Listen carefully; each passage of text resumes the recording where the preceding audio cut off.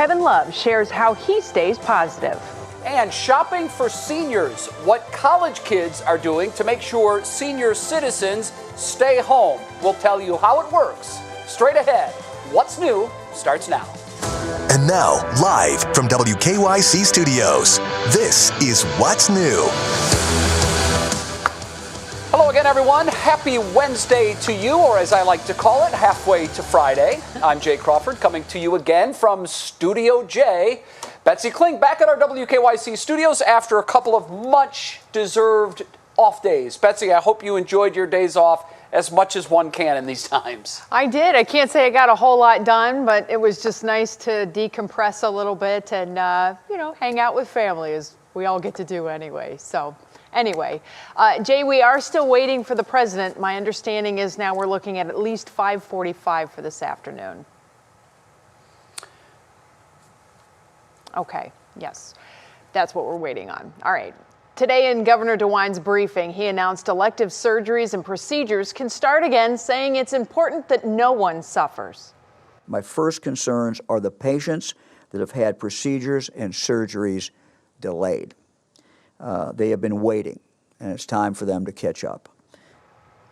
He also said specialists open again eventually too, but he did not give a timetable on that. And Lieutenant Governor Houston explained why it's important to get started or get the state started up and running on May 1st, noting that nationally unemployment could hit 20%. Now, to put that in perspective, unemployment during the Great Recession in 2008 and 2009 was 10.9%. Jay? Wow. First up on your feed at 5, experts are warning there will be a second wave of coronavirus, only this time it will coincide with the flu season. Monica Robbins talked with a doctor about what you need to do to make sure you're prepared.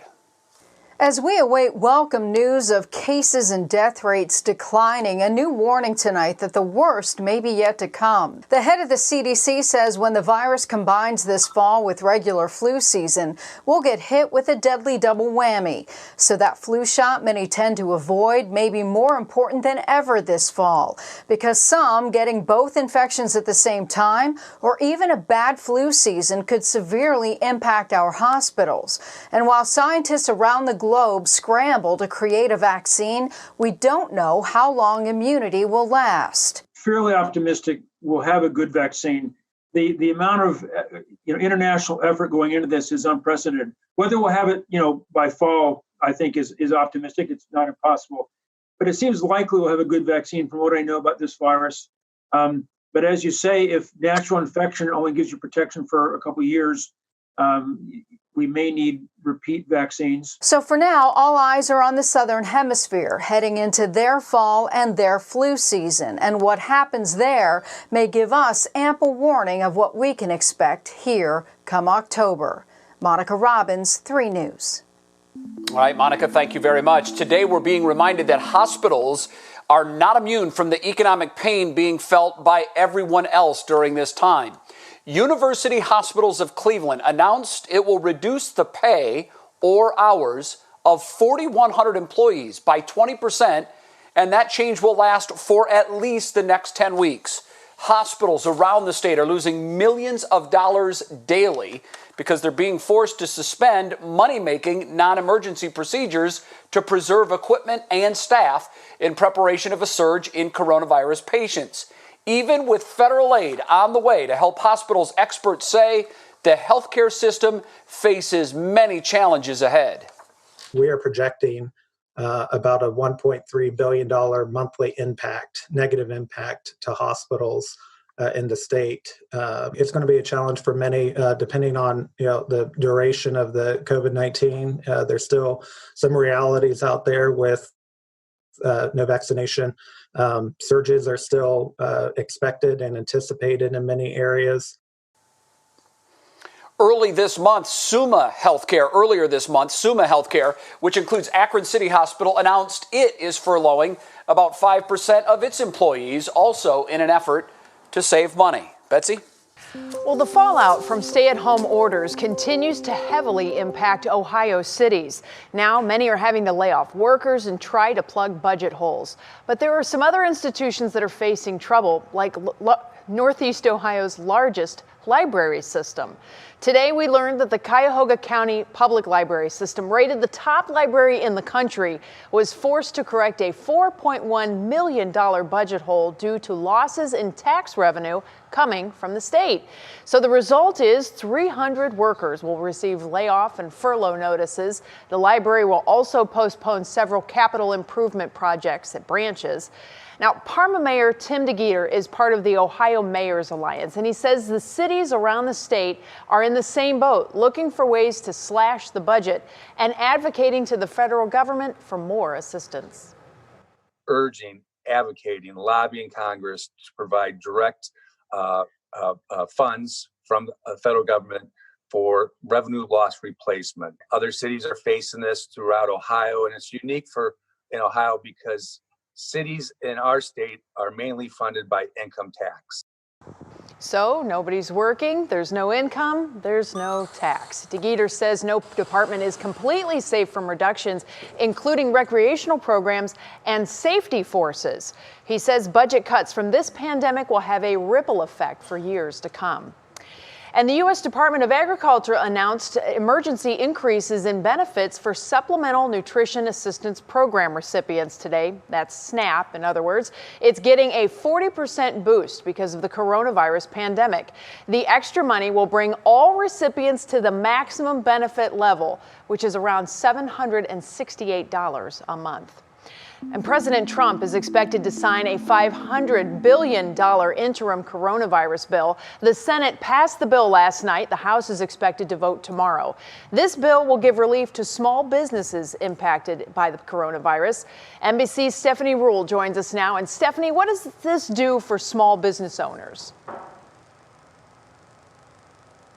Well, what it does is increase the existing program. The best thing for small business owners that was created in the CARES Act is the PPP. This is the Paycheck Protection Program. These are forgivable loans meant for small businesses who are likely to lay off or furlough their employees.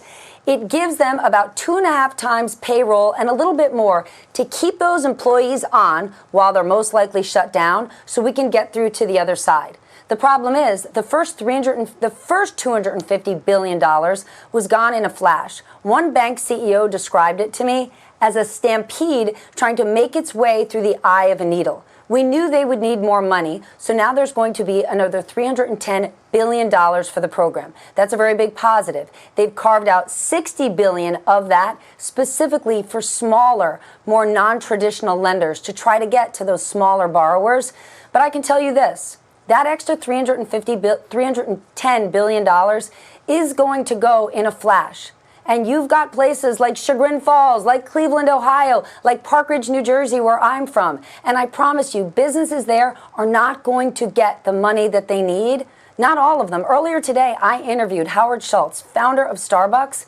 He said he's desperately worried. He thinks what we're doing for small businesses is the good idea, but it's way too small. And if we don't do something bigger, we could risk losing Main Street USA. That's the heart of our economy.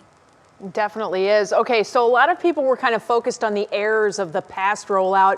Big businesses ended up getting the money intended for small businesses. How do they plan on correcting the distribution? They haven't. As I said, they carved out $60 billion of that to go to smaller lenders, but they didn't change any of the rules. So those big businesses that we didn't like when we heard they got the loan, they're still able to apply.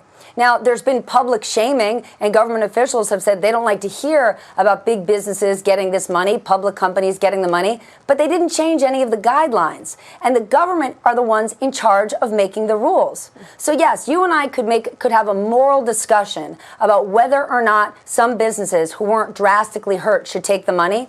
Let's say you make that decision and say, listen, I run an accounting firm. We weren't really hurt that badly. I'm not going to take the money. It's not the right thing to do. We saw that happen with Shake Shack, Danny Meyer, earlier this week.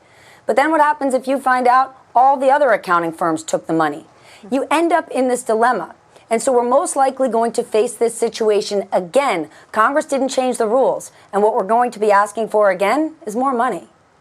All right, Stephanie, thank you very much. We'll have more on NBC Nightly News with Lester Holt coming up in just a little bit. We appreciate it. Let's get a look at some of the other headlines that are happening this evening across Northeast Ohio and beyond. Russ Mitchell joining us from the big desk over there. Hi there, Russ. Hey, Betsy, welcome back. It is good to see you. Thank you. And good afternoon, everyone. President Trump today said he has ordered the Navy to, quote, shoot down and destroy any Iranian gunboats that harass U.S. ships. This came after Iran's Revolutionary Guard announced the launch of the country's first military satellite. Some experts believe Iran could use the technology to develop intercontinental ballistic missiles. Here at home, Ohio Highway Patrol troopers took their first shipment of N95 masks to Battelle in Columbus to be sanitized. The troopers offered to do this, and once they are cleaned, they will bring those masks back. And today is Earth Day, and while the Cleveland Metro Park Zoo is closed, it invited folks to a party to celebrate the planet on its Facebook page. The animal care team showcased the zoo's zeal in sea lion training. There are also events throughout the day at the Metro Parks as well, including a tree planting. 50 years of Earth Day. Who knew? It's hard to believe, isn't it? It is. It's just hopefully going to continue to get bigger and bigger. Hope so. See you at 5:30. All right. Thanks, Russ. Jay? Well, Betsy, it's the reality of being a Browns fan. With just 2 playoff games in the last 30 years, both of them losses, the biggest event on the annual calendar every year has been the draft. This year, the Browns own the 10th overall pick, and conventional wisdom will say that they need to take a much-needed left tackle. But conventional wisdom, as we've learned, doesn't always apply. Jimmy Donovan is the voice of the Browns. He joins us now on the day before the draft. And, Jim, this will be the oddest draft ever. It'll be done essentially the way fans have done our fantasy drafts for the last 2 decades. That is virtually. So a ton of technology. And just the intrigue alone is going to be a reason to watch. How will this work, and what is the Browns' plan? Okay, well, I was trying to, live past the 30 years and the 2 playoff games, but wow, you're right. All right, let me go into this draft. It's going to be done from everybody's home, and everybody is all set up that way, including the head boss, Roger Goodell. He'll make the announcement of the picks from his man cave in his home, down in his basement. The players will be in their homes. All team executives are in their homes. For instance, Kevin Stefanski, the new head coach of the Cleveland Browns, he's in his home, not in Cleveland. He is up in Minnesota, and so he'll be part of the Browns Brain Trust doing the picks from there. All right, now, we are waiting for a big shoe to drop, and it has nothing to do with the draft candidates for this year. The big shoe to drop, which could affect the Browns in a big way, is at the left tackle position. Where will the Washington Redskins trade away Trent Williams to? There are 3 teams in the offing for Trent Williams right now. The Browns would be one of them. The Browns have been in on Trent Williams since last year. They tried to work a trade for Trent Williams all summer long and into the regular season up until the trade deadline, but the asking price was always too high. They wanted a first-round pick in return. That has dropped a little bit, we understand, down to a second-round pick. The Browns are very much in the offing for Trent Williams, but so are the Tampa Bay Buccaneers, who want to bolster their offensive line for Tom Brady, and they're going for it next year. They have a window of 2 years to try and win the Super Bowl with Brady. The third team would be Kevin Stefanski's old team, the Minnesota Vikings, who feel that their window to win is wide open right now. They made a playoff run last year before losing to San Francisco. Williams would solidify the left side of their offensive line.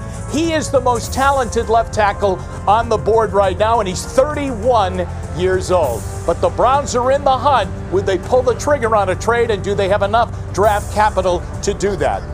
If all of that doesn't work, the Browns sit at the number 10 position, and if you need a left tackle, and as Shay mentioned, and I agree with him, they do, then these are the top 2 guys on their board right now. Andrew Thomas, the mammoth left tackle out of the University of Georgia. He blocked for Nick Chubb in his freshman year at Georgia. That was when he played right tackle. He went over to the left side, and he's been even more impressive over there. He is ready-made. He's ready to go in and play at left tackle. I'm not saying he's Joe Thomas, but if I were the Browns and he was available at number 10, that's the guy I would go for. Another guy who the Browns are very interested in because of his pedigree coming out of the University of Iowa, where Kirk Ferenz does such a great job in schooling offensive linemen.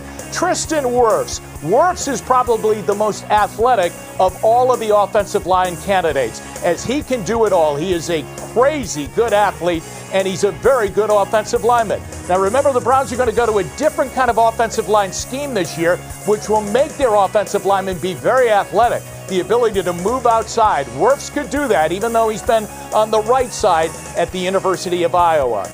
So, Jay, that's the picture at left tackle at the top of the Browns board. Here's the worry. They don't get Trent Williams in a trade, or these guys start to go off the board very quickly. If that happens at number 10, I wouldn't be surprised if the Browns pull the button and try and make a trade and go down, and then try and address other needs, and those needs would be safety and linebacker, and try and get an offensive lineman a little bit later. It's 7 deep at left tackle in this draft. Yeah, I know it's not sexy, but a left tackle has to have his name called when the Browns make their first pick. I couldn't agree with you more. Jimmy, thank you so much. It'll be fun tomorrow night to watch this. It will be history. All right, thanks, Jay. Well, it will. You bet. Ahead on What's New, Kevin Love has become a powerful voice for those dealing with anxieties in these very anxious times. What is Kevin's advice to all of us? Plus, Stephanie has a treat for us in Clicking in Cleveland. This is a fun one, Jay. It's the Bill Clinton Swag Challenge, and it's taking over Instagram. We'll tell you what it is and how to do it without using Photoshop. Now over to Matt Wins for the weather. Hi, Matt. All right, there we go. Mother Nature, you going to be this way? This is what we're going to do. Decorate for the holidays. Hey there, Stephanie. It's snowing for the 80th day in a row here in Ohio. Things will change, though. We're going to take a brighter look at the extended forecast coming up.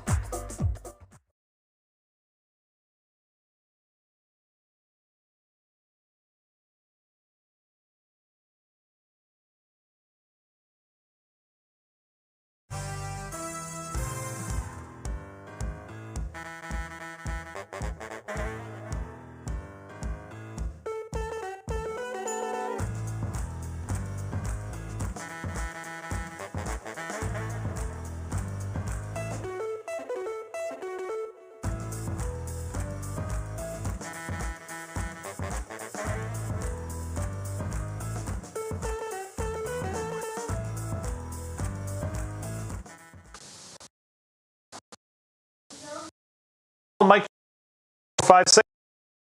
I just unplugged things and plugged.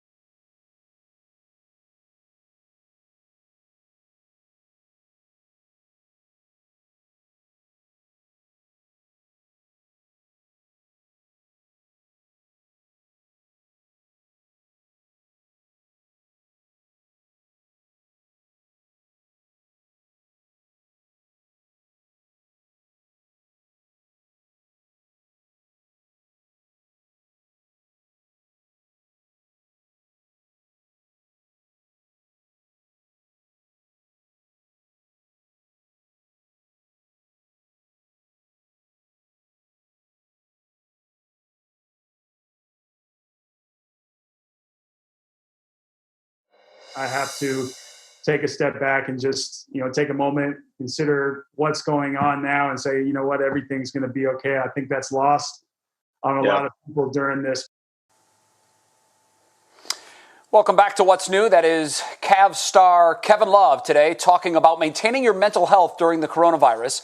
Love, of course, has been open about his own anxiety and depression in the past. He told the Today Show's Carson Daly it's important to maintain a routine, including exercising, deep breathing, and unplugging from technology. He also says it's important to reach out to friends and family that you're not stuck at home with. Since the coronavirus is having an emotional impact on a lot of people, we found ways to help you cope.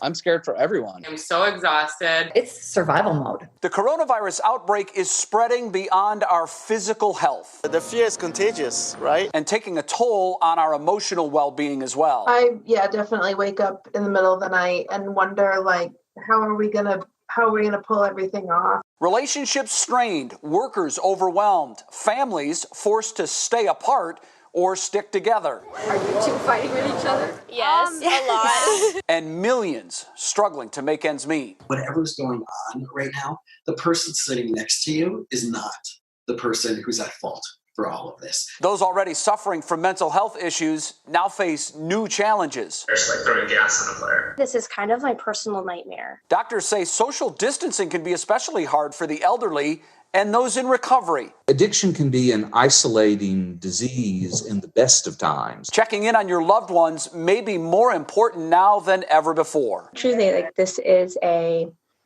traumatic experience that we're all going through together. When you feel stressed or anxious, something as simple as a deep breath can help you relax. And exhale fully. When you feel like you've exhaled completely, try to exhale just a little bit more. Getting through a crisis, one day, one breath at a time. Instagram recently partnered with the National Alliance on Mental Health, or Mental Illness rather, to promote positive content and encourage good mental health habits on the platform. All very important during this time. All right, it is time now for the most family-oriented and fun forecast in all of Northeast Ohio. It's weather from Matt's house with his kids. Matt, great to see you. I love that you're decorating for the holidays because that's the kind of weather we're having. Your weather word today, Matt, is ridiculous, and I'll use it in a sentence for you. I think it's ridiculous how far below the average temperature for April 22nd we've been. Ridiculous. Oh, Jay, this will be easy. I may use this one right off the bat. This is just, I don't want to be the complainer. I want to be happy with whatever weather we're getting. I understand it changes all the time. But the clouds, the snow, it's snowing outside right now. I mean, what is going on here? This is getting a little, I keep thinking it's the last snow, but we keep seeing these flakes. So Emmy is decorating for the holidays around here, so we'll see what she ends up doing with the set. I appreciate that. They're going crazy with these bins. But take a look at the radar this evening. This is exactly the way we thought it would play out. There's a boundary overhead between the cold air we've been in and the warm air trying to make its way in, and we're getting a lot of uplift, so you have a lot of precipitation starting to develop overhead. Pretty good batch of snow now coming into areas of eastern Cuyahoga County, Lake Geauga, Ashtabula County. We should see some decent flakes with that. It's mainly rain as you get down towards the south, though, where the warmer area is down towards Mansfield, the Akron-Canton area. But you can see we've got a pretty soggy and flaky evening across the area as we have that boundary between the warm and the cold overhead. We'll try to get some of that warmer air in here tomorrow, but this low pressure down to the south creating a severe weather outbreak once again across areas of the southern plains. This low is going to head our way. It's going to bring us rain, but it's also going to push this boundary out of here and push it off to the north. We should settle into a springtime pattern thereafter. So the ridiculous snow tonight is finally going to be heading off towards the north and the east. Your National Design Mart forecast shows that. We deal with quieter conditions tomorrow morning as that warm front lifts off to the north. But look at this. By noon tomorrow, rain develops from the south, and we will be locked into the rainfall as we go throughout the afternoon with showers coming and going throughout the day. Temperatures up into the 50s, and Friday starts with perhaps a couple showers. It'll be a cooler day, but Friday still doesn't look too bad. So tomorrow's get outside forecast. If you like rain, it's for you. If not, I've got us at a 4 out of 10 with the rain showers around. Universal Windows Direct 7-day forecast. We're a little bit cooler on Friday. Rain showers return late Saturday into Sunday, and next week it looks spring-like as of now. We'll be back. I'm decorating chairs. You're doing great, babe.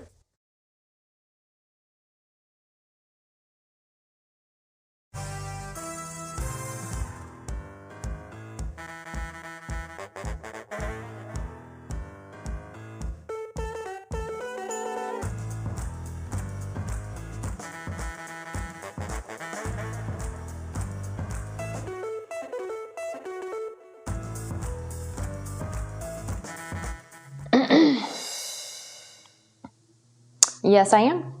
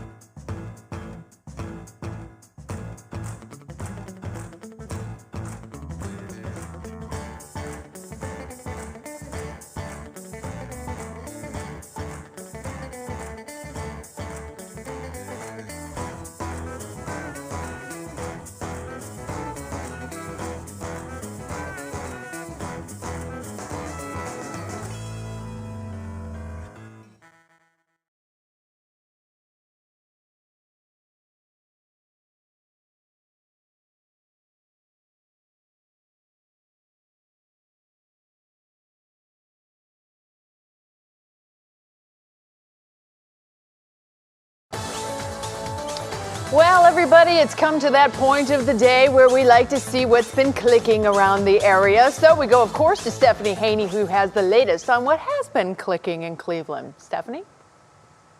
Hi, Betsy. All right, this first one stings a little bit, but there's good news at the end, I promise. The city of Akron has decided that they need to cancel all city-sponsored events where they think more than 250 people will show up. And that's happening through September 7th. So here are some of the things that includes. The 4th of July fireworks show. Not a good thing there. The officials said that holding these kinds of events would create an unacceptable risk of COVID-19 spreading. So also the Lock 3 Summer Festival, the Italian Fest, and the African American Festival, as well as the Taste of Ireland. But here's the good news that I promised you. New York is still having their fireworks, which are usually televised, so we will get to see some fireworks. So let's keep that positive vibe going. There is a new challenge taking over Instagram. It is the Bill Clinton Swag Challenge, and you can get on it too. So the Bill Clinton Swag Challenge started with this meme, which originally came from an Onion article in 1999. It's Bill Clinton photoshopped with a bunch of Joan Jett records all around him. You can make your own without Photoshop using a template at BillClintonswag.com. And the idea is to put in your favorite music. So here's one from a rap lover. We've got an Eminem fan there. This one's all about Broadway musicals like Phantom of the Opera. And then we have mine. We have a nice little mix in there for you. Some of my favorite artists, we've got Lizzo, Andrew McMahon, we've got Tom Petty and the Heartbreakers, and of course, the Lumineers. Betsy, what are you putting in your Bill Clinton Swag Challenge? Oh, I would have to say Fitz and the Tantrums would be in there, my favorite band. Some Ella Fitzgerald, little Otis Redding. I mix it up. Duran Duran. Okay. Yeah, I mix it up. There's lots of good stuff. So that's a good one to think about. Nice. Gonna have to think on that some more. Thanks, Stephanie. I appreciate it. You think about it too while we go to break. We'll be right back.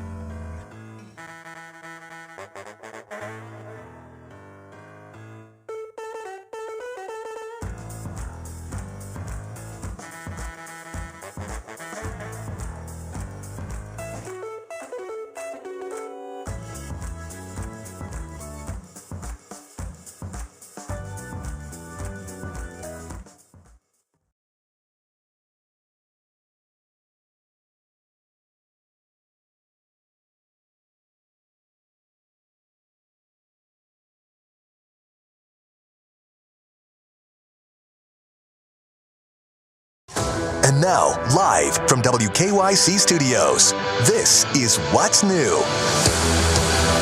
Welcome back, everybody, to What's New on this Wednesday evening. I'm Betsy Kling, and my co-anchor, Jay Crawford, still in studio. Jay at home, week number 5 now. So, Jay, you asked me before how my week was going, so let me ask you, how's yours? It's okay. This is what I've figured about the whole work at home thing. I'm focusing on all the positives. For starters, the commute's great. It's about 20 steps. So I love it. I just walk down to the man cave to turn on everything, and I'm good to go. I have everything I need right here. The dangerous thing, though, is I'm about 30 steps and a flight of stairs from a stocked refrigerator. So that's dangerous. I don't love that. But I'm also about 30 feet away from my cardio machine, so it all works out. I eat too much, I work out too much, and I guess it keeps some balance there. All right. Well, hopefully you get outside every now and again, too. I do. I've been doing a ton of yard work, so that's a good thing, I guess. Yeah. Let's start the half hour with a story that will make you smile. College kids across the country are stepping up to help the seniors in their communities. I love this story. They're going grocery shopping for people who can't leave their houses. They're part of a group called Leave It to Us. That we're able to provide, some certainty in, this world of such uncertainty at this time. The organization started in Chicago. Now there are more than 400 volunteers in 25 chapters across the country. We looked, and according to the group's website, there is a chapter in Canton. But sounds like there's an opportunity here in Cleveland, kids, if you're watching.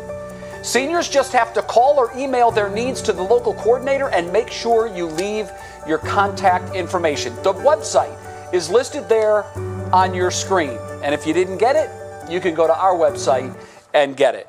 I think it's a great thing, Betsy. My mom is 80. I order her groceries for her online, and they're delivered to her home. But there's a delay in that. Mm-hmm. And perhaps this is an option to get the groceries and the needed items to seniors just a little bit quicker. And they just know somebody's thinking about them. Sometimes that's all you need is a little pick-me-up just to know somebody's on the other end. All right, thanks so much, Jay. We appreciate it. Let's get everybody caught up with what we know now about the coronavirus. 2 pet cats have tested positive for the coronavirus in New York. They are the first confirmed cases in companion animals. It's believed they got the virus from the people in their homes or somewhere in their neighborhood. And Governor Mike DeWine is starting the process to lift the ban on elective surgeries. Today, he said doctors should reach out to patients who've delayed procedures to discuss when to proceed. Now we move on to our top talker. Today is Earth Day, and the coronavirus is actually helping to clear the air in some places. Take a look at these satellite pictures. This is a look over China. The picture with all the red and yellow, that's from January. The other picture is 1 month later, when a whole lot less people were outside and running around. Now, this is a look at the northeastern U.S. We've seen dramatic drops in nitrogen dioxide pollution, and we've eliminated pollutants all around. But you can see it doesn't really necessarily mean that we're completely out of the woods. The crucial ones that you can't see are also kind of hanging around, or some of it's sticking put. Some of the pollutant problems that we have, ozone, for example, do not seem to be changing. And so this is an excellent opportunity to test different hypotheses about why that is. Well, we know the pollution will come back, but we're getting a better idea of what kind of that window it would be.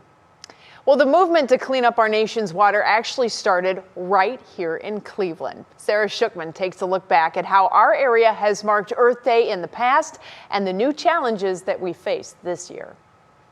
When the Cuyahoga River caught fire for the last time in 1969, it helped generate a national outcry over environmental problems like smog and water pollution. Lake Erie is usually held up as the prime example of polluted water. It receives everything mankind throws away, from industrial acids to raw sewage. We had polluted water and polluted air. We had pesticides contaminating our food chain. We had species that were endangered, including our national bird. Cleveland's first Earth Day was in a week of events called Crisis in the Environment Week. An estimated 500,000 students, elementary to college, took part in campus teach-ins, litter cleanups, and tree plantings. Others took to the streets, marching on the Ford Foundry in Brook Park to bring attention to the air pollution generated by the plant and the cars produced. oftentimes it comes down to what kinds of decisions do we make? How do we take care of our neighborhood? Earth Day 2020 looks much different. Celebrations of our environment are virtual and socially distant. But there is some good news. An Ohio Division of Wildlife census shows that the bald eagle population has increased with more than 700 nests throughout the state. The bald eagle, of course, is a symbol of American strength, resilience, and the eagle's comeback in Ohio and across the country proves that we can overcome any challenges when we work together. Maybe a new perspective this Earth Day, worth celebrating. Sarah Shookman, 3 News. All right, Sarah, thank you very much. Very interesting look. It's time to get a check of what else is making news right now, and for that, we toss it to my good friend, Russ Mitchell. Hello, Russ. Hello, Jay. Thanks a lot for pitching to me today, and it's good to see you, by the way. Nice conversation with you yesterday. We now know that the first coronavirus death in the U.S. may have occurred weeks before originally thought. This comes from health officials in Santa Clara County, California. They say tissue samples from 2 people who died in February 6th and February 17th had tested positive for coronavirus. That's almost 2 weeks before officials thought the first death occurred. Not everyone's business has suffered amid the coronavirus pandemic. Netflix announced today it nearly doubled the new subscribers it expected. The streaming service says it added more than 15 million subscribers globally in the first quarter. And a Virginia bridal boutique is giving away wedding dresses to dozens of engaged healthcare workers working the front lines of the coronavirus. The shop has received 200 applications so far. A very nice thing they're doing there. And Jay, the president expected to talk today at 5:45, but we know that has been flexible, but we're standing by for that. You're being kind. We are in standby mode, and when he comes to the podium, we will take our audience there. Russ, thanks. Sure. We'll see you at 6. See ya. Well, there's that music. It's time for our daily dish from the entertainment world. Rumors of a Demi-Bruce reunion are snuffed out, and American Idol is bringing back a piece of history. Steph has it all in today's Pop Break. Apparently there's nothing to see here, folks. Bruce Willis, ex-wife Demi Moore, and their 3 adult kids are quarantining together in Idaho while Bruce's wife and their young daughters are home in LA. That was raising eyebrows, but now Scott Willis is setting the record straight. Seems one of Bruce's girls with Emma Hemming Willis poked herself in the foot with a hypodermic needle. Ouch. That required tests. So Bruce went on to Idaho like they all planned to do together, and while Emma and the girls were waiting for results, non-essential travel kind of shut down. And that shuts that story down. American Idol is back, broadcasting from 25 different locations this Sunday, and for the occasion, host Ryan Seacrest is bringing back Idol's original desk. Yep, the same one Randy Simon and Paula sat at in 2002 when the show first started. I never thought we'd quite use it again, but it's coming in handy for this Sunday. Lucky for him, Ryan has had the desk sitting in storage in his garage for the last 3 years. And celebs have been entertaining themselves with the Pillow Challenge, created by influencer Style by Nelly, where you literally strap a pillow to your body, but make it fashion. Halle Berry, Sarah Michelle Gellar, and even Gordon Ramsay's daughter have tried it. But Tracy Ellis Ross wins, hands down, with this hot look giving off vacation vibes. No, Tracy, you are not too late, you are just in time. So, I'm just spending my day doing internet challenges today, so I want to share with you a tip in case you want to do the pillow challenge yourself. More important than the pillow is the belt. This one did not work. This one did not work. You want stretchy. That's the way you want to go. And also, Jay, in case you try this yourself, there's also not a great place to put the mic, so keep that in mind. It's almost as if this wasn't really meant to be like a dress or, an outfit or whatever. Yeah, probably not for TV, but I will say you're pulling it off. It looks great. And I think the odds of me trying that are, well, let's just say Vegas isn't setting a line on it. It looks fun, though. It looks fun, though. Stephanie, thank you very much. We'll see you tomorrow. It is a real-world challenge. College grads faced with uncertainty in the job market now more than ever before. When we come back, some advice on how to get started. And Matt standing by at his house with the weather. Hi, Matt. Oh, hey, Jay. If one of them go out, they all go out. I got to figure out which one's missing. Anyway, it's snowing again outside, as you know. How long does this last? When do we finally see spring? I have some answers for you coming up in the forecast.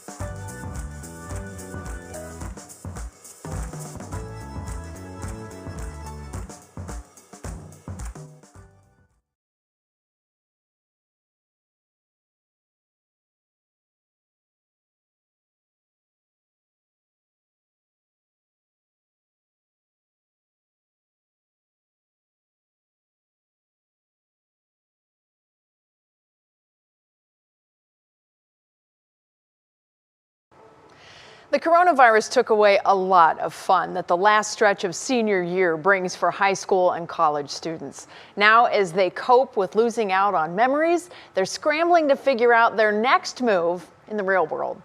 All these things that I thought I had lined up, and they're either canceling or they're not doing an internship program or they're not even hiring. Well, some experts say that while the job market appears limited right now, some employers are still posting full-time jobs. They also say you may just have to cast a wider net. A student going through school might have a very specific type of role that they're thinking that they'll start their career in. And now is maybe a time to broaden that out a little bit more. All right, so this is where you get to come up with the creativity and also show some initiative. Experts suggest volunteering and staying active on LinkedIn, as well as being productive during this time, will make you a stronger candidate when the positions do open up later. And of course, you can always reach out to your school counselors. All right, well, let's speak of counselors. Matt, help us out. I mean, you were already decorating for the holidays a little bit. And of course, everybody's just trying to figure out what more we could do to entertain our children at this point, because it's getting a little dreary around here. But things are eventually going to start to turn, aren't they? They are, Betsy. You know, I'm looking at it, and this may be the coldest day we have over the next several weeks, maybe for the rest of April. So, you know, cold we could take. The snow, it's a little awkward. But I'll tell you what, to all my parents out there, Betsy, you as well, if you want to entertain the kids for hours on end, get out the Christmas bins. Oh my goodness, they are discovering all sorts of things. Emmy has been without direction, just filling me in here. I don't know if I'm going to be able to get out by the time we're done. But this is actually kind of fun, you know. Got a little cleaning up to do, but they're at least entertained. So that, I remember that piece, Emmy. That's great. Maybe don't bring that into the shot.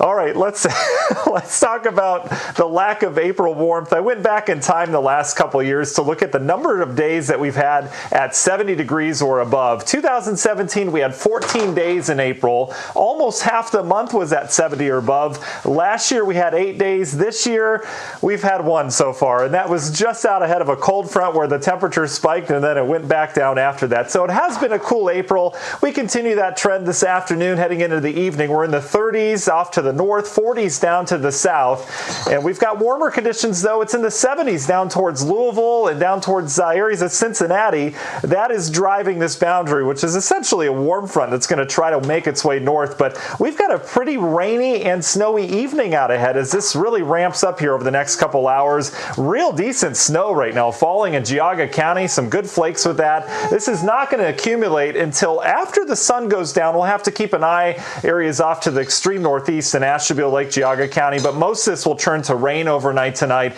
before we bring in the warmer air tomorrow. But the bigger picture, there's our boundary setting up. We've got moisture from here back towards Green Bay, as I mentioned, being driven on that gradient between the cold and the warmth. But down to the south, yet another severe weather outbreak. It has been a rough April for the southeastern half of the United States. This is going to be a 2 to 3 day event as that low pressure heads east. But for us, that low pressure just brings in some rain as we go into your Thursday. You can see that warm front finally lifting north as we go into your Thursday morning. As we take you through your National Design Mart hour by hour forecast, we may even see some sunshine early tomorrow, but the clouds will fill back in.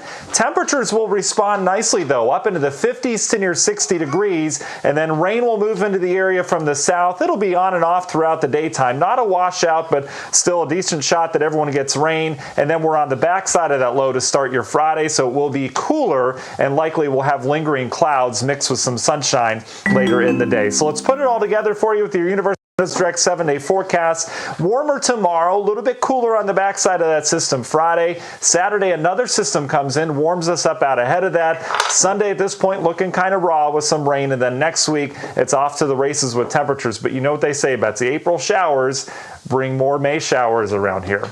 Exactly. And you know, I know we're not allowed to cherry pick data necessarily, but I'm going to cherry pick data because in 2016, we had an April that was 2.7 degrees below average, and that July was 3.3 degrees above average. So who knows? In a few months, we'll be complaining it's too hot. That's typically the way this goes. Yep. All right. Give River a squeeze for everybody. Right? He's so darn cute. It's so good to see everybody. All right. Thank you, Matt. Well, when you make a trip to the grocery store, you might not find everything you need these days. So we're mixing it up in the kitchen with some fun new dishes to try. And today we're getting help from Chef Andy Dombrowski in our What's for Dinner segment. So this afternoon, we are going to be making a chorizo fonduta, which basically is a cheese dip. So we're going to start off, we took a pound of chorizo sausage and we browned that off. You can get your favorite brand's store brand. So we have that cooked off right here. And this is something you can actually cook this off ahead of time. We have some poblano peppers. So we've roasted the peppers over a flame, or you can do it in a dry skillet to blister the skins. And what you want to do is just blister the skins, and then basically they should peel off really nice and easy. You can take a little towel and just kind of wipe them clean, and then dice those. We have our poblano peppers. And kind of mix those guys in. And then we have some Chihuahua cheese.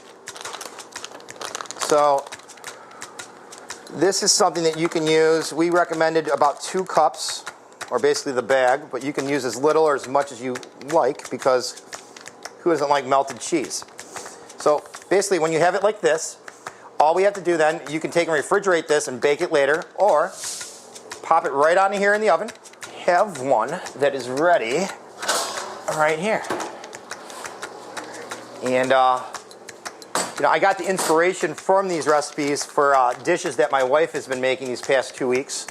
We have a little cilantro that we're going to garnish it with, and you know, serve it with your favorite tortilla chips, and that's our chorizo fonduta. Chihuahua cheese. All right, did you go, what's Chihuahua cheese? That's what I did first thing out of the gate. I literally start looking up what's Chihuahua cheese and what can you substitute for it. Easy melting, kind of mild cheddar is what's suggested as a possibility for that too. Or queso, I don't know. You can't go wrong with queso. Anywho, if you don't like or feel like cooking, Dombrowski says the Parallax is serving curbside orders in Tremont, just in case.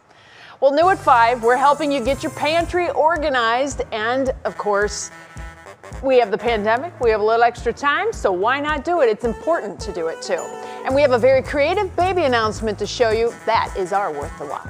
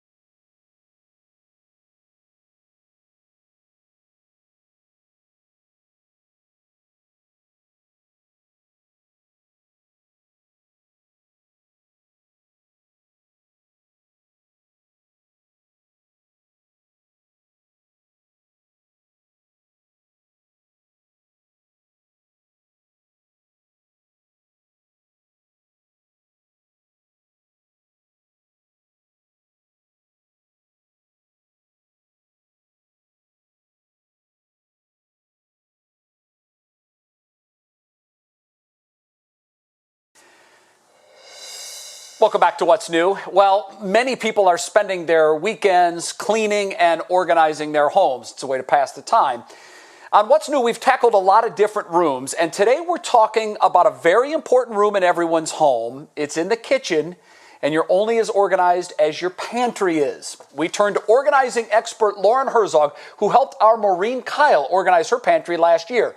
She shared several steps to get rid of all that clutter.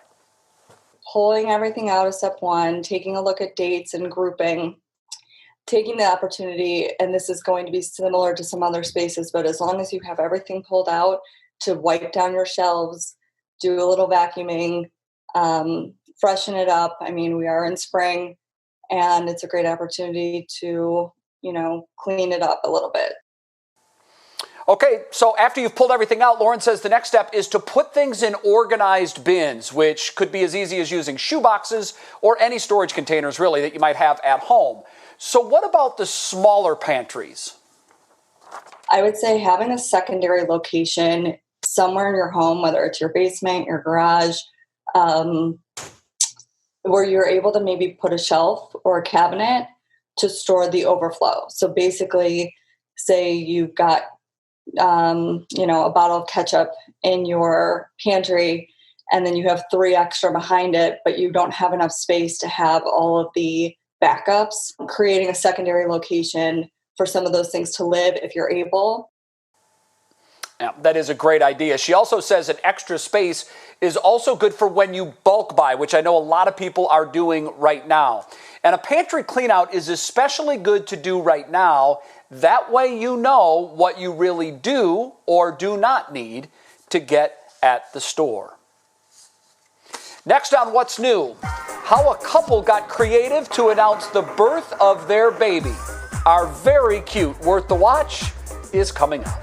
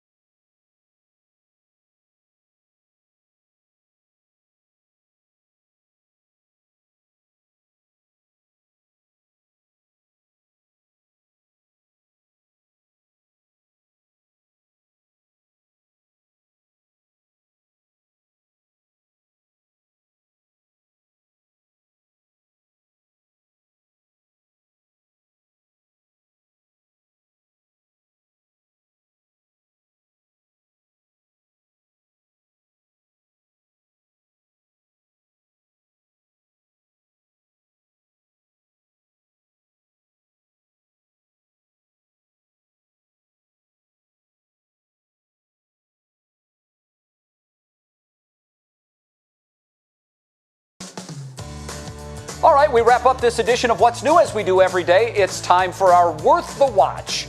The coronavirus forced a family to get creative with how they announced the birth of their new baby. This is so cute. Brittany Wolf gave birth to her baby 6 weeks early. So her family stood outside the hospital window. Her husband grabbed pen and paper to reveal the gender and name of their baby. But Drew built up the suspense. He flipped through several messages before finally getting to the goods, revealing they are the parents of a brand new baby boy. His name is Asher Wyatt Wolf. There's one way to build the drama of the announcement, that's for sure. That is so Thanks cool. so much for watching What's New. Betsy and I will be back tomorrow at 5 o'clock, and we hope you join us then. That's right. What matters